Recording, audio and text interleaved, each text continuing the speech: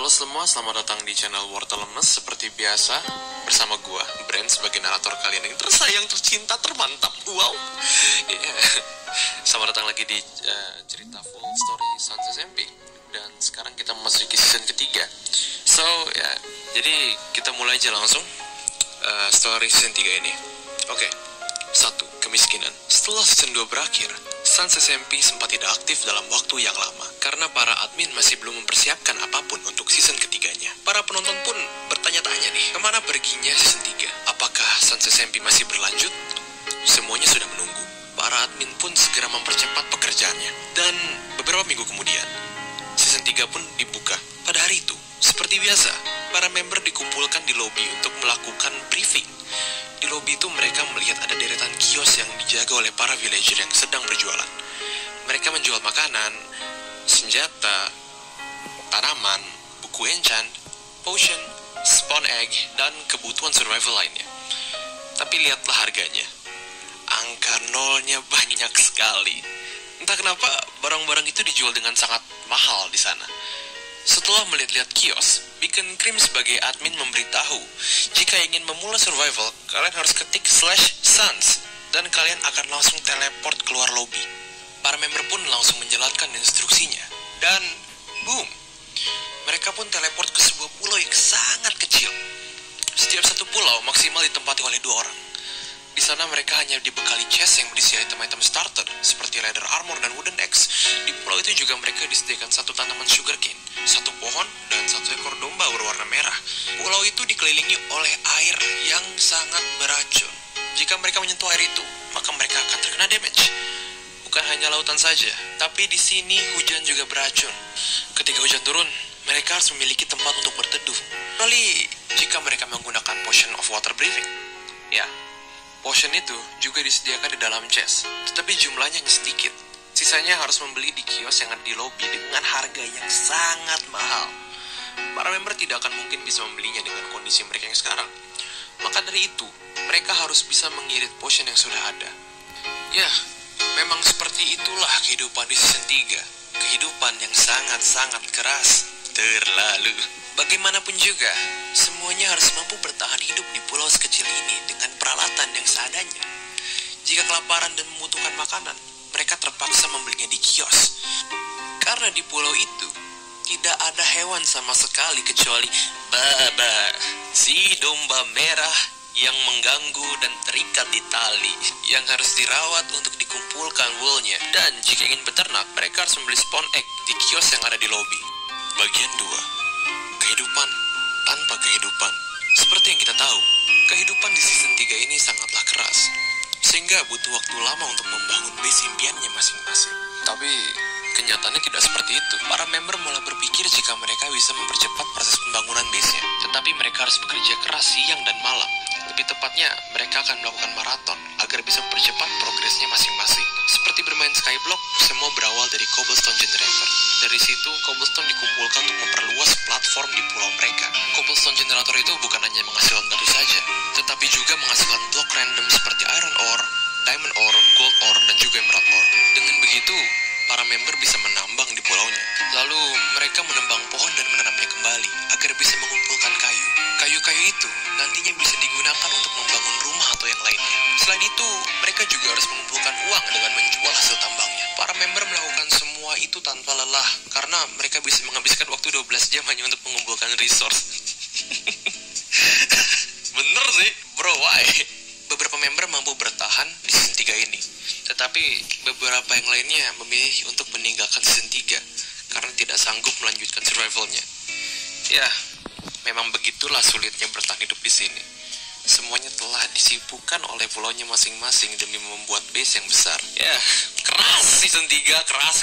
Persaingan harta. Dalam waktu sekitar 1 bulan, masing-masing pulau sudah semakin luas, sudah semakin banyak bangunan, dan juga sudah ada ladang pertanian. Nampaknya mereka semua sudah mendekati tujuannya masing-masing, yaitu membangun base yang besar. Mereka saling berkunjung dari satu pulau ke pulau lainnya untuk melihat perkembangannya. Ternyata, jika diperhatikan, setiap pulau selalu memiliki bangunan yang terbuat dari diamond, emerald, dan juga gold. Sebenarnya, untuk apa semua itu?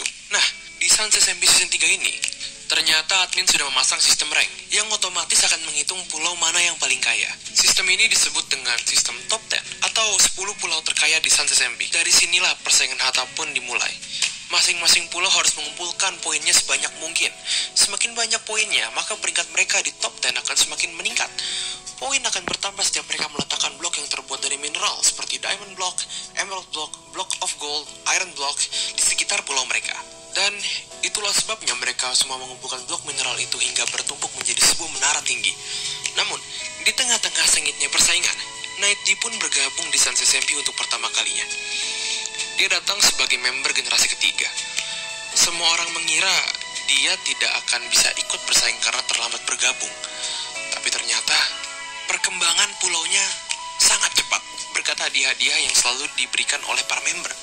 Sehingga tanpa disadari dia pun menjadi bagian dari persaingan itu. Dan juga itu membuat para member grinding tanpa henti. Dan mereka terus-menerus membuat menara dari bangunan blok mineral demi bisa mencapai peringkat pertama. Walaupun pada akhirnya semua orang kelelahan karena kurang tidur. Dan Zimiu adalah orang yang bisa meraih peringkat pertama dan memenangkan persaingan itu. Sedangkan Teguh Sugianto adalah orang pertama yang berhasil menyelesaikan base-nya di season 3 ini. Oke, sebelum kita lanjut, Febri mau jelasin sesuatu nih. Hai guys, buat kalian yang suka cari kesibukan lain, gue punya rekomendasi nih buat kalian, sebuah aplikasi baru yang bisa bantu gue untuk mendapatkan income tambahan, yaitu Binomo. Binomo adalah sebuah aplikasi investasi. Nah, gue sudah investasi di Binomo kurang lebih 6 bulan, dan sekarang gue menunjukin bagaimana cara menggunakan aplikasinya. Caranya itu, kita harus mempelajari arah grafik, apakah akan naik atau turun. Di sini aku mulai invest 69.000, aku memilih naik, yes, berhasil guys. Investasi di Binomo bisa banget buat jadi kesibukan atau aktivitas baru gue untuk nambah-nambah income tambahan. Dengan modal mulai dari 14.000, kamu bisa berpotensi mendapatkan income tambahan. Dan sekarang, gua mau nunjukin ke kalian sejarah penarikan uangnya. Kalian tinggal tekan 3 garis di atas kiri ini, lalu klik saldo. Untuk kamu yang mau investasi di Binomo, harus berumur 18 tahun ke atas ya guys. Dan ingat, namanya investasi emang ada risikonya. Jadi modal kalian bisa berisiko. Khusus buat kalian, gua ada kode promo DU100 untuk mendapatkan bonus deposit di akun kamu. Jadi tunggu apa lagi? Yuk download aplikasi Binomo atau klik link yang ada di deskripsi.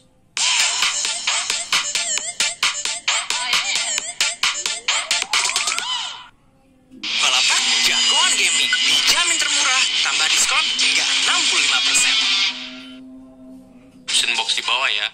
Pembaharuan kecil. Seperti yang dikatakan di awal tadi, Sans SMP Season 3 dipersiapkan secara terburu-buru. Maka dari itu, sebenarnya masih ada beberapa hal yang belum sempurna.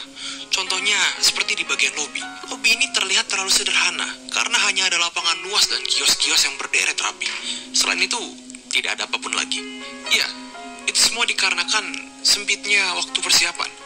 Mendengar hal ini pun, akhirnya salah satu member bernama Azrialon pun turun tangan. Para admin tidak punya waktu lagi untuk merombak ulang lobi. Maka dari itu, Azrialon memutuskan untuk membantu mereka. Dia pun membuatkan lobi baru yang lebih keren. Di situ dibangun bukit-bukit besar di sekelilingnya. Lalu ada beberapa hiasan seperti pohon, bunga, gerobak, dan api unggun kecil. Dan tidak lupa juga, dia menambahkan tangga dan jalan setapak di sekitarnya. Sekarang, lobi itu terlihat lebih indah dengan banyaknya pohon dan tanaman hijau di sekitarnya. Kios-kios yang tadinya berderet rapi di pinggir lapangan kini dipindahkan menjadi terpisah satu sama lain. Para pedagang ditempatkan di bawah tenda-tenda khusus yang sudah dekorasi sesuai barang yang mereka jual. Tenda-tenda itu ada diletakkan di atas bukit dan juga ada yang di bawah. Dengan begitu, setidaknya season 3 ini terlihat lebih baik dan tidak membosankan. Semangat para member untuk menjalani survival juga akan semakin bertambah. Semua admin pun berterima kasih kepada Azrialon karena sudah membantu pekerjaan mereka. Dari sini mereka bisa mengambil pelajaran dari pengalaman dan berjanji bahwa nanti season 4 akan dipersiapkan lebih matang lagi. Event Hari Kemerdekaan 2020. Pada tanggal 17 Agustus 2020, para member Sans SMP akan merayakan Hari Kemerdekaan Indonesia. Tetapi perayaan tahun ini berbeda dengan tahun lalu yang ramai. Tahun ini terasa sepi karena saat itu beberapa member sudah meninggalkan season 3. Memang menyedihkan. Tapi walaupun begitu, itu tidak menjadi masalah karena di sini masih ada sisa member yang bertahan. Mereka semua masih bisa merayakan kemerdekaan bersama-sama di tengah lautan beracun ini. Mevels dan Moen menjadikan base mereka sebagai arena perlombaan. Di sana sudah dibuat lintasan parkur yang cukup panjang. Ya, untuk perayaan Hari Kemerdekaan tahun ini, mereka memilih untuk mengadakan lomba parkur. Para peserta lombanya tidak banyak, hanya ada 5 orang, yaitu Night D, Emon, Mas Jolly, Lenzi Miu, dan Yura. Yura Tadashi. Oke. Sorry Yura. Seharusnya Beacon Cream dan Naki juga ikut lomba hari ini. Tapi karena mereka tidak bisa ikut hari ini, mereka pun memutuskan akan ikut besok saja. Jadi, lomba parkour ini diadakan selama 2 hari. Pada hari pertama, 5 orang peserta bermain duluan. Mavels dan Moen menjadi jurinya. Mereka semua sangat bahagia bisa bermain parkour bersama di hari kemerdekaan ini. Lintasan parkour buatan Mavels dan Moen ini cukup panjang, sehingga banyak yang terjatuh dan harus mengulang lagi dari awal. Tetapi ada juga yang langsung berhasil dan hanya jatuh beberapa kali. Lomba pun terus berlangsung. Para peserta saling bersaing untuk mencapai ke garis finish, dan akhirnya semua sudah sampai di garis finish. Lomba pun selesai. Dan sekarang Mavels akan membacakan nominasi pemenang lomba tersebut. Juara 1 adalah Mas Jolly. Wow, Jolly, I'm impressed, man. Juara 2 adalah Emon, dan juara 3 adalah Night D. Lalu Mavels membagikan hadiahnya untuk masing-masing pemenang. Dan perayaan di hari pertama pun diakhiri. Kita lanjut ke perayaan hari kedua. Di hari kedua ini, hanya ada Beacon Cream dan Naki yang akan menjadi peserta lomba. Mereka adalah 2 orang yang dikenal sangat jago dalam parkour. Pada hari itu, mereka akan menunjukkan kemampuannya. Lomba pun dimulai. Beacon Cream dan Naki berlari dan melompat melintasi lintasan parkour. Akan tetapi, ada kejadian aneh yang membingungkan. Naki menemukan ada kejanggalan di dalam lintasan parkour itu. Yaitu, ada salah satu bagian yang tidak bisa dilompati oleh Naki. Tetapi member yang lainnya bisa melompatinya. Aneh sekali bukan? Kira-kira ada apa ya? Perlombaan pun dihentikan sementara karena kejadian ini. Naki sudah puluhan kali mencoba melompati bagian itu, tetapi tetap saja dia terjatuh. Sedangkan Mavels hanya sekali melompat, tetapi sudah bisa melewatinya. Beacon Cream sampai harus mengajari Naki cara melompat di bagian itu. Tapi seharusnya tidak perlu karena Naki sudah sering melakukannya. Naki mengira ada kecurangan di dalam perlombaan ini. Tetapi ternyata dugaan itu salah. Lucunya, Naki baru menyadari kalau selama ini dia memiliki efek slowness yang tidak kunjung habis. Efek slowness itu berasal dari sistem yang Naki gunakan selama ini. Pantas saja, dari tadi dia tidak dapat melompat tinggi. Naki pun segera memperbaiki sistemnya dengan kekuatan admin. Setelah masalah selesai, mereka pun melanjutkan perlombaannya lagi. Kemudian, akhirnya, mereka berdua berhasil mencapai ke garis finish. Dan pemenangnya pun dibacakan. Beacon Cream mendapatkan juara 1, sedangkan Naki mendapatkan juara 2. Mavels memberikan hadiah kepada mereka, kemudian mengakhiri acara perlombaan ini. Ya, walaupun hanya itu saja yang bisa dilakukan dari kemerdekaan, tetapi mereka semua sangat bahagia. Beberapa minggu kemudian, para member sudah menyelesaikan misinya masing-masing. Dan juga banyak base-base yang selesai mereka bangun di sini. Sudah semakin banyak juga yang meninggalkan season 3 ini. Maka dari itu, season 3 pun akhirnya diakhiri begitu saja. Lanjut season 4. Oke guys, don't forget ya 5.000 like di bawah ya. Oke. Pokoknya sebelum kalian selesai nonton atau kalau kalian udah bosan nonton mau quit juga di like dulu videonya biar kita ada semangat buat bikin episode selanjutnya gitu guys. Jangan lupa buat kalian buat di like, komen, subscribe ya. Oke, buat lu pada nih yang mau lanjutin season 3 pokoknya 10.000 like. 10.000 like. Oke, brand out, peace, thank you.